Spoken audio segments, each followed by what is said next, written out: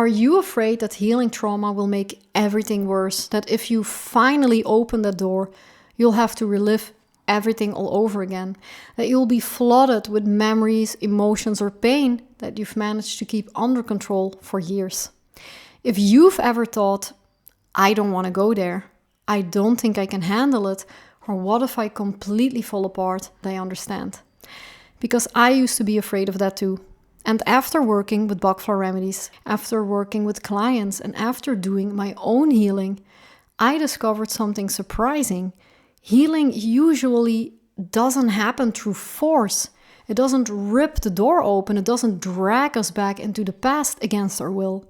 In fact, healing is often much gentler than people imagine. So in this video, I want to share 3 stories, one from a war veteran, one from my own life after losing my mother at the age of 7, and one from another client to show you what healing trauma can actually look like. Because I hope that by the end of this video, you'll realize something very important. You do not have to be afraid of beginning.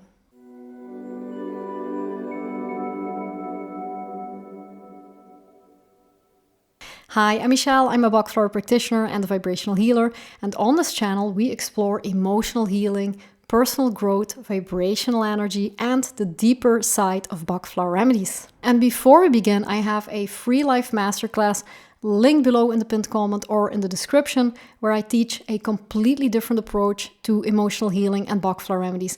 One that goes beyond simply matching remedies to your emotions and helps you understand the deeper paths underneath. It's beginner friendly. It's also great if you are a practitioner or already advanced. But if you've never heard about these remedies, you're also really welcome. If you want to work with me one-on-one, also feel free to contact me through my form. All the links in the description and the pinned comment. And now let's talk about trauma, because I think when people hear the words healing trauma, they imagine something terrifying. They imagine having to relive everything. They imagine opening a door they have kept closed for 20 years. They imagine being flooded with memories they don't want to see. And I understand that fear. But in my experience, healing doesn't usually happen like that. Healing doesn't force itself. Healing respects the pace of the person. Healing is not violence. Healing is not ripping the band-aid off. Very often it is much gentler than we expect. In fact, I found that healing is much gentler than what happens if we avoid it. So today I want to share 3 stories from clients and from my own life, because everyone's journey will look a little bit different. And I hope these stories will reassure you don't have to be afraid of beginning. So let's have a look at story number 1. Let's call this gentleman Eric. Eric had lived through the Iraq war. He was already receiving personal support and had done a great deal of healing work. But despite of all that, there were still some moments that seemed to come out of nowhere. Moments of terror, moments when his body reacted before his mind even understood what was happening. And together we worked with Star of Bethlehem and Rock Rose. Star of Bethlehem for the shock and the trauma, and Rock Rose for the panic and terror he experienced. After about 3 to 4 weeks, he told me, these moments still happen, but they seem a bit less intense, not gone, but softer. And sometimes that's how healing begins, not with a miracle, not with fireworks, but with just a tiny little bit more space and a bit less fear. So we continued, and a few weeks later he wrote to me again. And this time he said, I'm beginning to trust that these moments don't have to ruin my whole day anymore. And that sentence touched me deeply. Because trauma often steals trust in yourself, trust in your body, trust in life. And little by little, he was beginning to reclaim that trust. And a few months later, loud noises no longer shocked him in the same way. He felt more present, more integrated, more at home in life again. And I think that's beautiful. Not because life became perfect, but because suffering no longer had the final word. Now I want to talk a little bit about my own story. So I lost my mother when I was about 7 years old, and losing your mother is painful enough.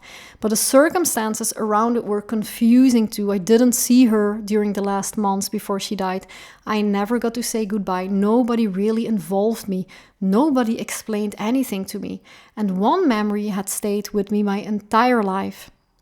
I remember sitting at my grandmother's house. I had long hair tied up in a ponytail, and I was sitting at a table in a little white wife beater or however you call that. We were up very early and everyone except my grandmother was gone. And I remember at some point my sister walking in the room very early in the morning. Her face was completely swollen from crying and she simply said, "She died."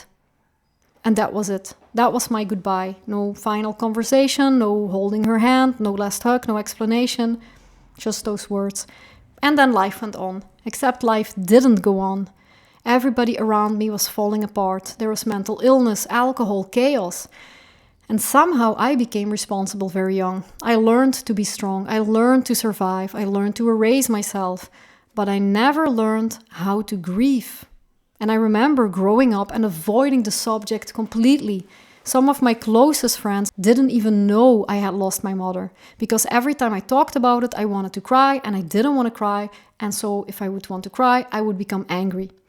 Sometimes I would laugh awkwardly because I just didn't know what to do with the pain. And people would think, what a creep. Why is she reacting like that? But I simply didn't know how to react.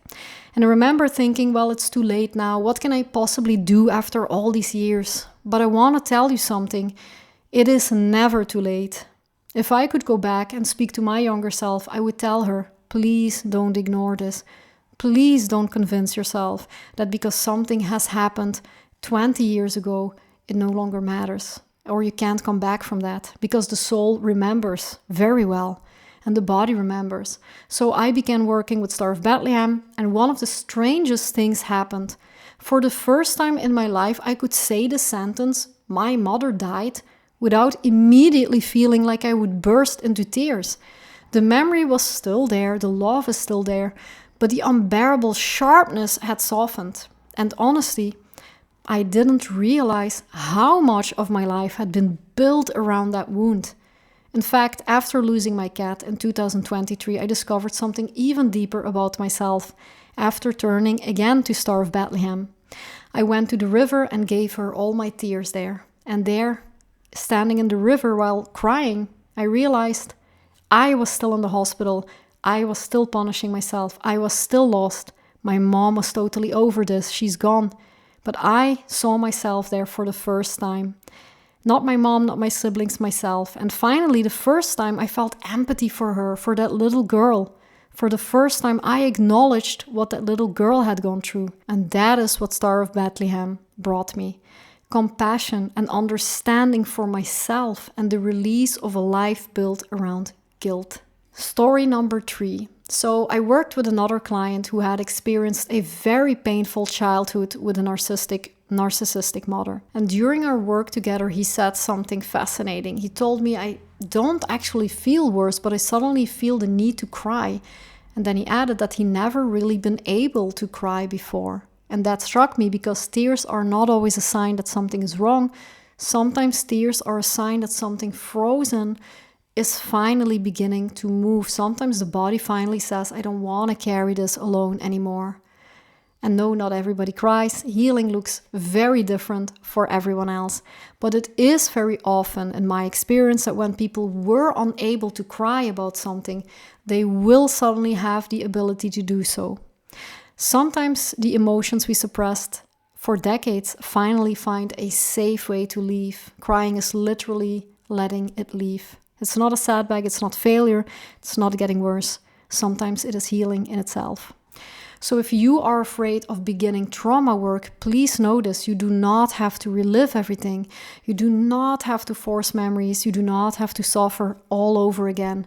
Healing usually happens gently, layer by layer, at the speed you can handle. And if something happened to you many years ago and you've convinced yourself, just like I did, it's too late, I want you to hear this. It is not too late. You're not too old. It is not too late. And your story is not over. Please don't stay like this. Join my class and let's heal this trauma together. All my links in the description and in the comments. And if you'd like to work with me, you can also find a link there to work with me for 3 months. Feel free to contact me through that form. And if this video touched you, please let me know in the comments. I'd love to hear your story. You can send this to someone who really needs to hear this. And please take care of your beautiful heart. Thank you so much for being here with me. I loved making this video, and I'll see you in the next one.